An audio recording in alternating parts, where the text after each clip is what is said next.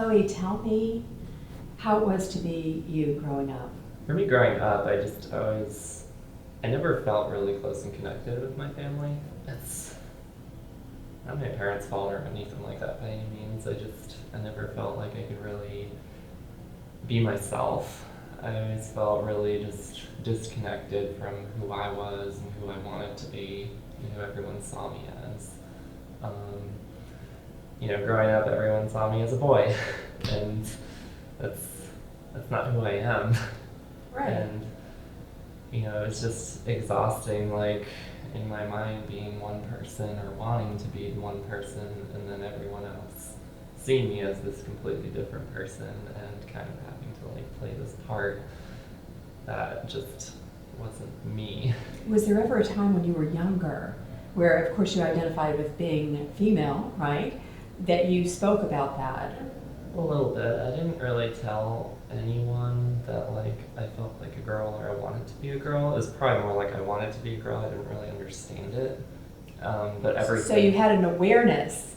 Yeah, but Self-awareness. everything around me made me feel guilty for feeling that way, so I never really shared it with anyone. Like when I was really little, I noticed it early on when it's like all the neighbors, my brother was friends with the son, and I was always friends with the younger daughter. Right. And that I never really went into detail of the fact that I loved going over to their houses. I could play with their Barbies and stuff like that, because I felt like it was weird. Yeah, you had an awareness of how other people were going to view it, and then you weren't, when we're small, we don't have the ability to we don't have a voice. Yeah. We're always aware of what's doesn't seem right. Mm-hmm. We live in what's wrong all the time. And I know in a few cases, like, my dad did, just completely cut it out when I did anything effeminate. Even if it was just, when I play with dolls, or even if it was just, the way I talked, or TV shows I watched. And because of that, I never really felt safe or comfortable, actually explaining, why I was interested in these things. And, I was kind of forced on the path of, playing lots of sports and, trying to be masculine, I guess, and I hated every second of it.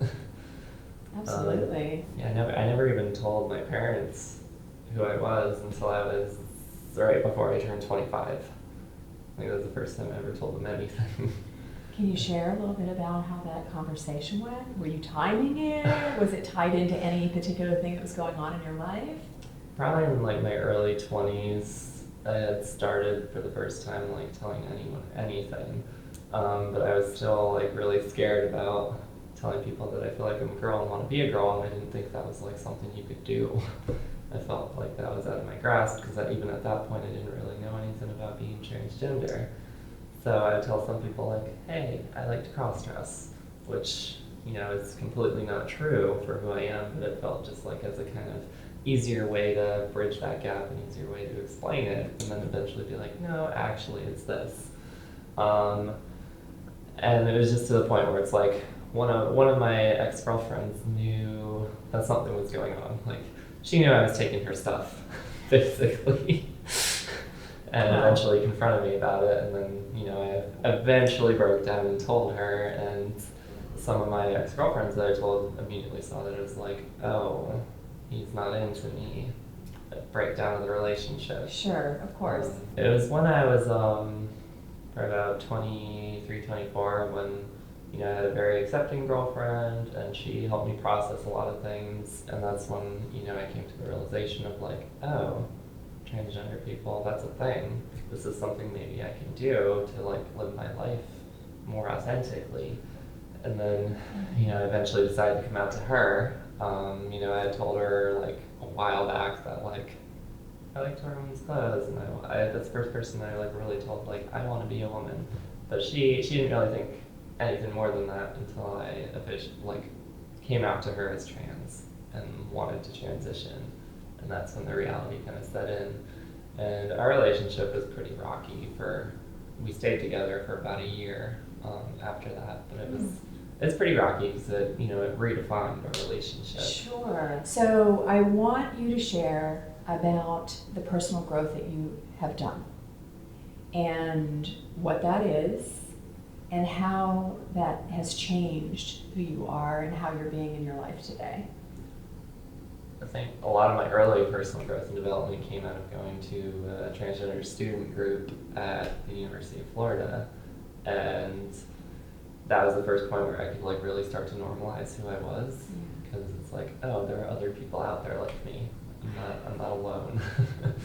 Absolutely. So that was like the first big step to like really being myself, and it's like, this is what I want, and I can see that this happens for people.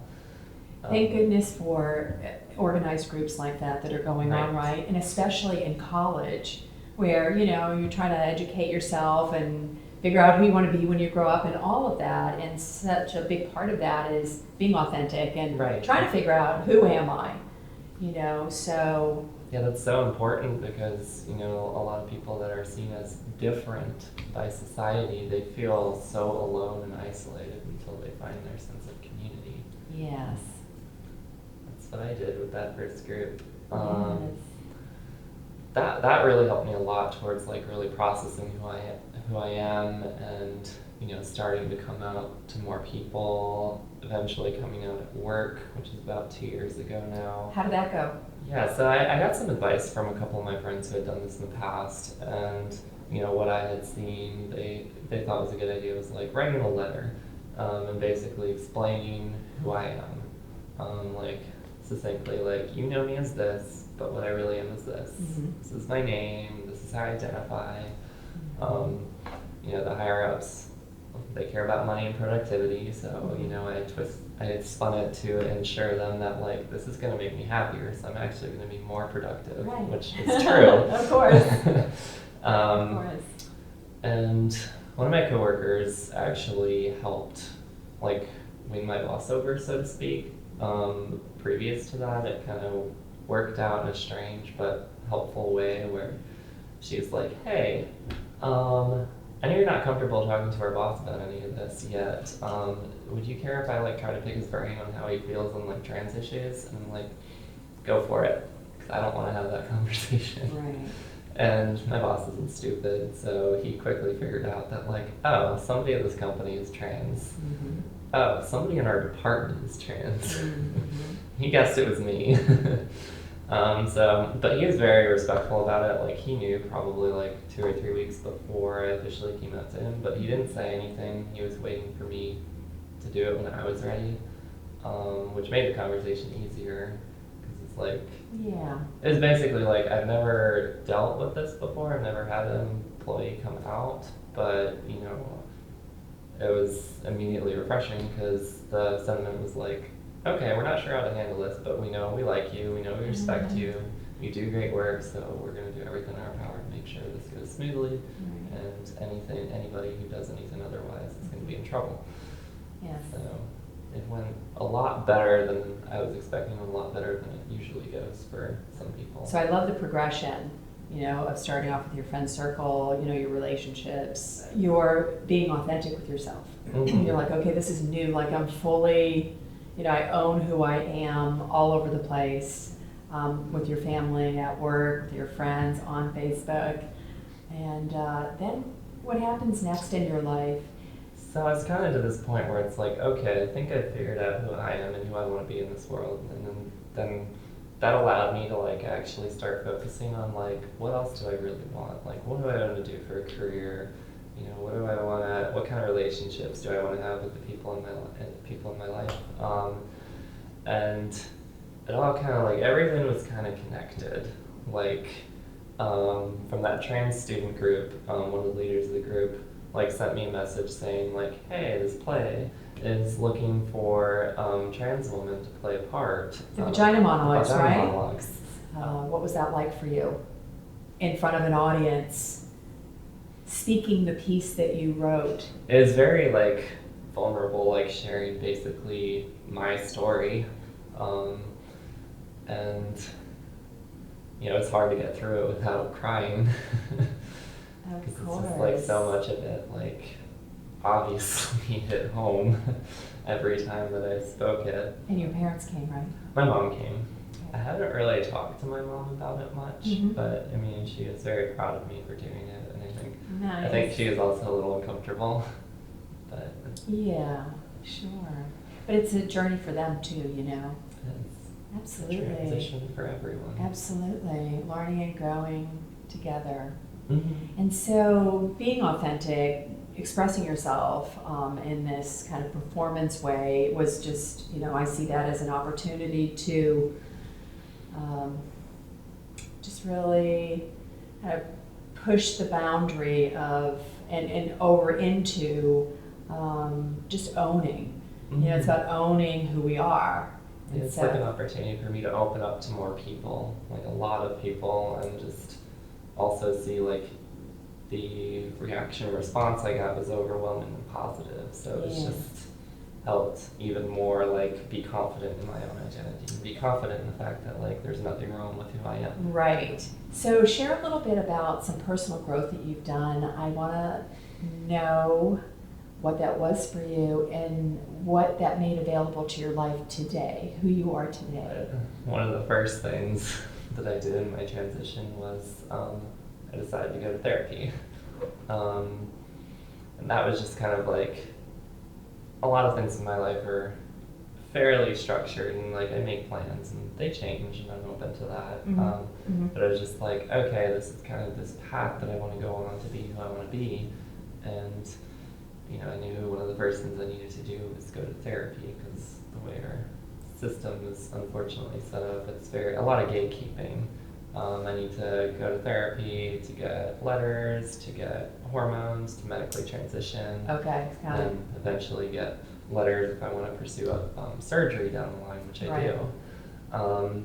But that was like, you know, I've gone to a couple therapists over the past almost 3 years, and it helped a lot with just, you know, processing different things and talking like completely openly about like what I want to do next.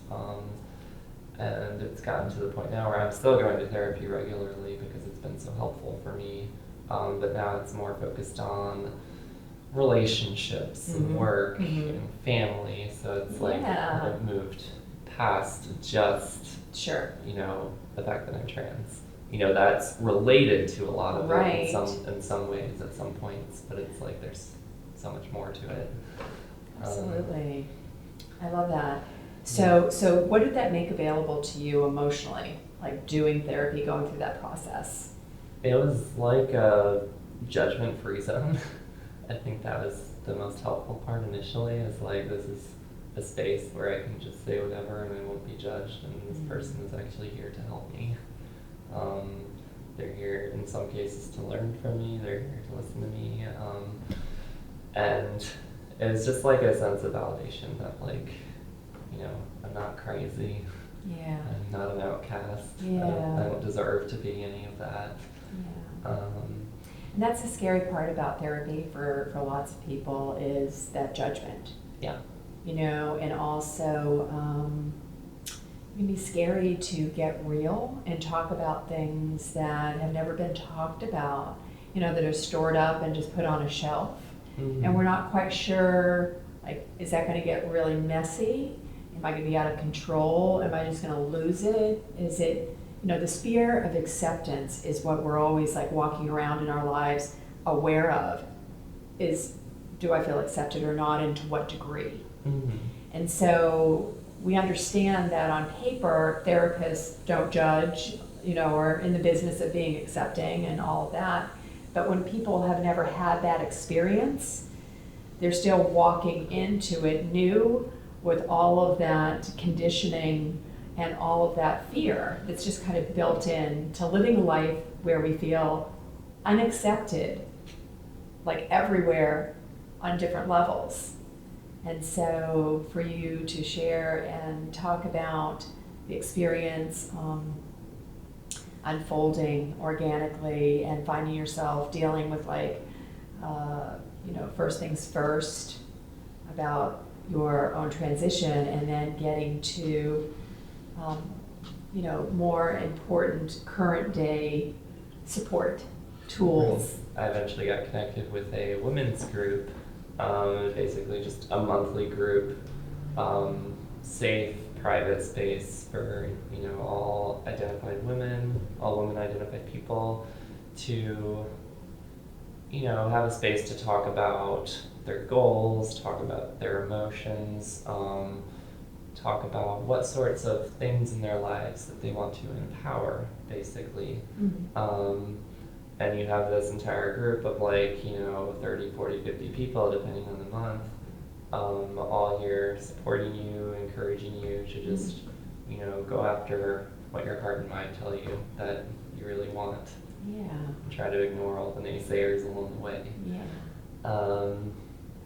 And through that group, I found out about another personal growth group. It meets every couple months, and it's like an all-weekend event where you have a couple coaches guiding you through a series of exercises to process a lot of emotions, processing anger and sadness, guilt, shame, happiness, and trying to pinpoint where some of these feelings come from, shooting yourself in the foot. Limiting beliefs. Exactly. Right. Yeah. So we discover in experiences like that, workshops like that, that we are always operating out of these limiting beliefs that we weren't even aware of, that then we get to identify and work like this. Oh, I have this belief and I'm always living out of this belief.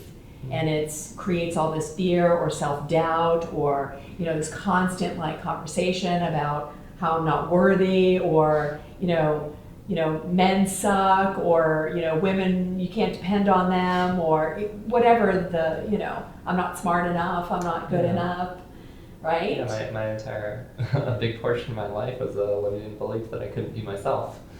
Exactly. I'm going to be judged. This is shameful. This isn't natural. What have you. So many different sorts of ideas that popped in my head that, the people around me were saying, the media was telling me, TV shows, music, everything was saying, being trans is an abomination. It's weird. Who would ever want that?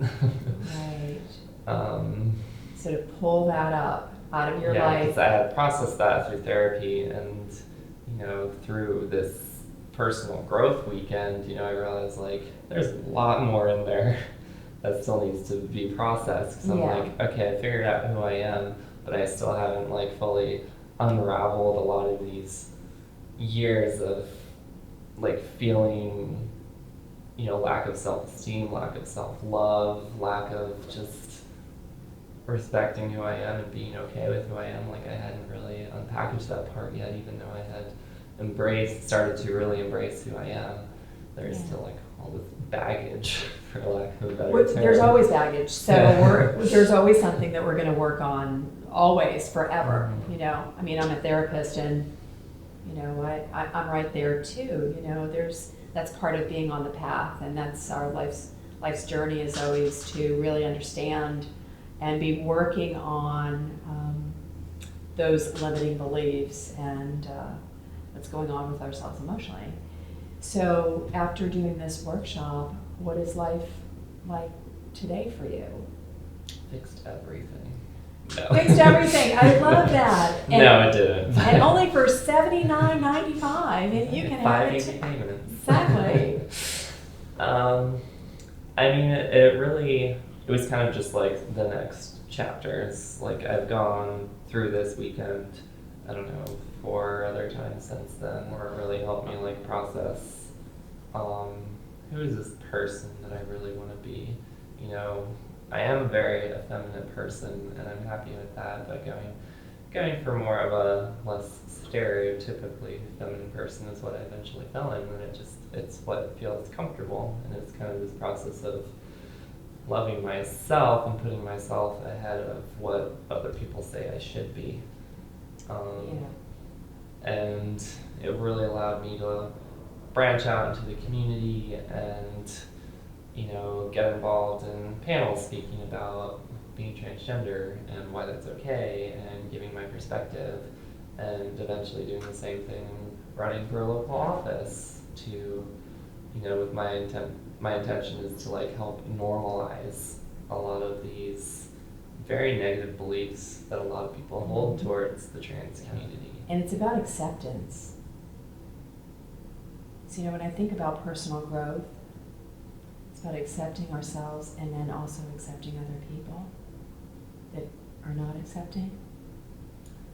Yeah. Or couldn't be accepting. Yeah, there's a few people in my life that do not accept me for who I am. And I hope this changes, but one of those people is my brother. I haven't talked to him since I came out to him over 2 years ago. But I try to be more open and optimistic about things, so it's like, yeah, I'm mad at him. Yeah, but I still at the same time wish he was in my life, and I still am hopeful that him and his wife will accept, come around to just seeing me as who I am, and, again, realizing like, yeah, maybe you saw me as your brother for most of your life, but, I'm still a family. I'm just now your sister. Yeah, so you're clear about it in your mind, and you are an accepting person and become that way. When you talk about this circumstance, it's like everybody is where they are, right?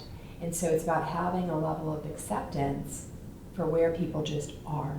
Yeah, it's been like one of the biggest and toughest parts of like loving myself has been, really realizing that like everything with me is great and I'm happy with who I am, and if there are people who think otherwise, that's an issue with them that they need to process. It's not an issue with me. Right.